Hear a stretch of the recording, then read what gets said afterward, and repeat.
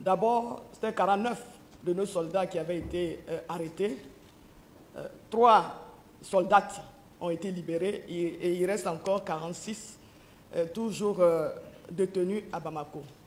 C'est un événement malheureux que nous regrettons très sincèrement parce que la Côte d'Ivoire, qui s'est toujours montrée solidaire de tous les pays africains et surtout des pays de la CEDEAO, a voulu apporter assistance à un pays frère qu'est le Mali à la demande des Nations Unies. Malheureusement, pour des raisons que nous ignorons encore, nos soldats ont été arrêtés.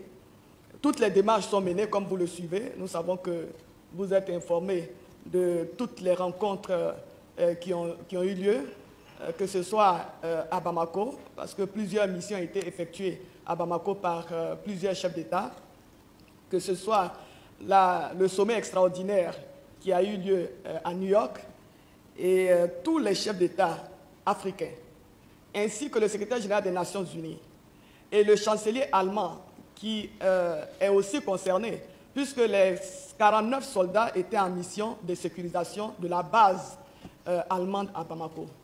Il faut savoir, pour votre information, que toujours à la demande des Nations Unies, la Côte d'Ivoire a plus de 900 soldats sur le territoire malien, notamment dans le nord du Mali, en tant que membre de la MINUSMA. Donc c'est dans le cadre de la MINUSMA que nous avons plus de 900 soldats au Mali pour venir en aide, en assistance à ce pays frère qui est en difficulté à cause de la situation sécuritaire qui est très, très, très préoccupante. En plus de cela, comme c'est le cas pour plusieurs pays partenaires du Mali qui ont une base à Bamako, la Côte d'Ivoire, depuis 2019, a régulièrement envoyé un contingent pour sécuriser la base des Allemands à Bamako. Donc, en plus de 900 qui sont sur le théâtre des opérations dans le nord Mali, on avait 50 depuis 2019. Chaque 6 mois, c'est 50 de nos soldats qui allaient sécuriser la base allemande, tout comme il y a des soldats de d'autres pays qui sécurisent aussi des bases d'autres pays partenaires.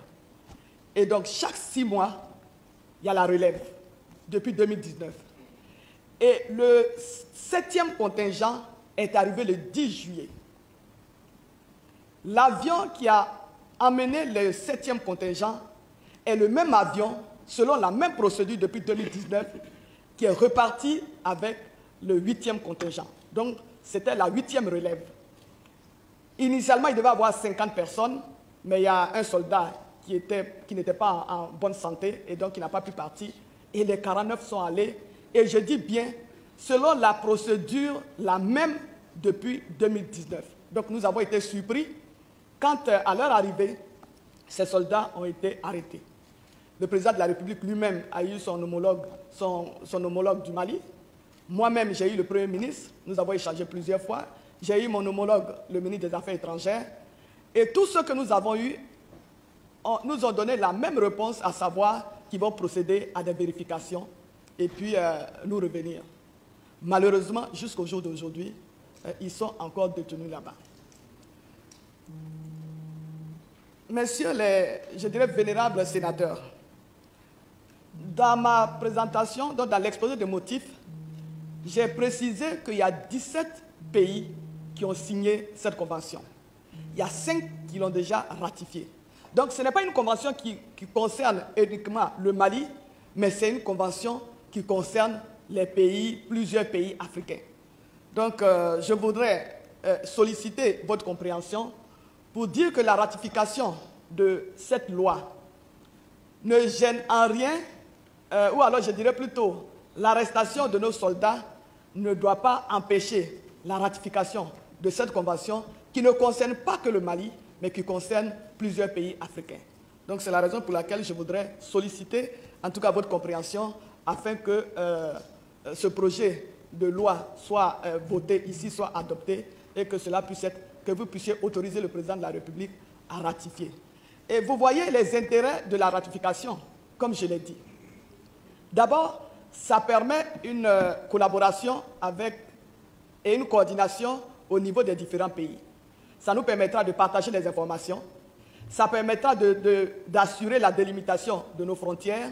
Cela permettra aussi l'intégration au niveau sous-régional entre les populations vivant de part et d'autre des frontières.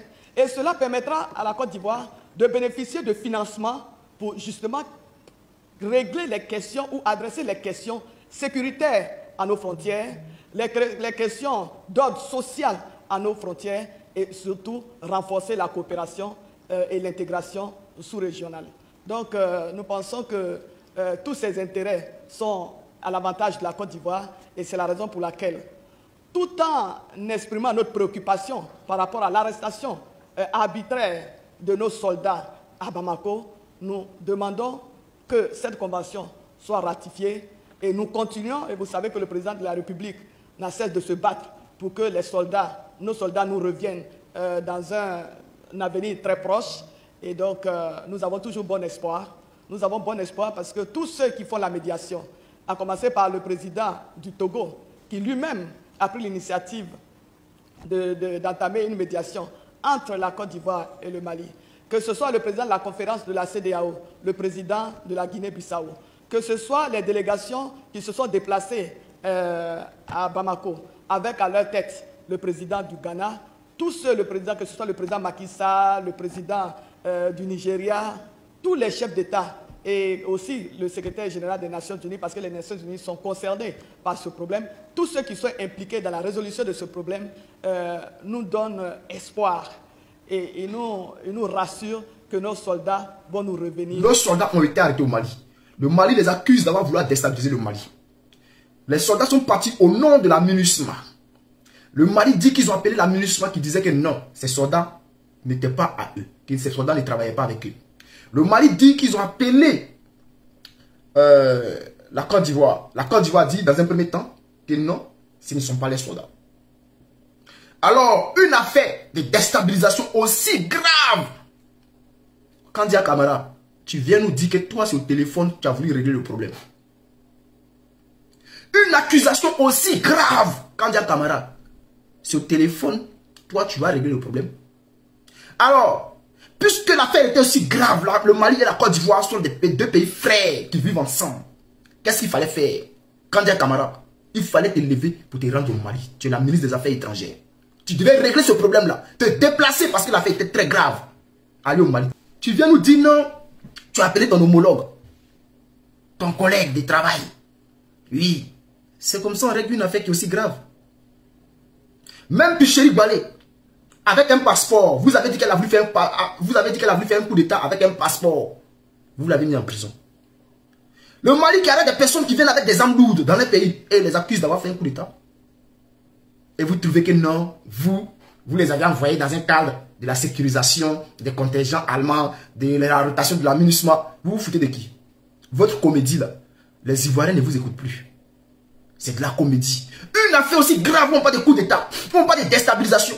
Tu t'assois chez toi, tu prends ton téléphone. Mais il faut te déplacer d'abord, pour le respect pour les autorités maliennes. Déplace-toi. Rentre-toi au Mali. Discute avec le gouvernement malien. Va dans la paix. Va dans un cadre de paix. Va dans un cadre de fraternité. Va croiser le gouvernement malien. Tu as assis en Côte d'Ivoire. On ne sait même pas quel travail tu fais. Que non, je les ai eu au téléphone. Sur le téléphone, on peut régler une histoire comme ça. Arrêtez de vous moquer des gens. Tu nous parles du secrétaire général de l'ONU. C'est pas même l'ONU là qui a dit que non, ces soldats n'étaient pas eux. Est-ce que le secrétaire général de l'ONU là, c'est un juge? Est-ce que le secrétaire général de l'ONU est un juge pour reconnaître que ces soldats là sont venus déstabiliser le Mali? Est-ce qu'il c'est un enquêteur? Est-ce qu'il a mené des enquêtes? Il est assis chez lui à la maison. Il mange tranquille, il dort tranquille. Que non, ce ne sont pas des mercenaires. Est-ce que dire que ce ne sont pas des mercenaires veut dire qu'ils ne veulent pas faire un coup d'état?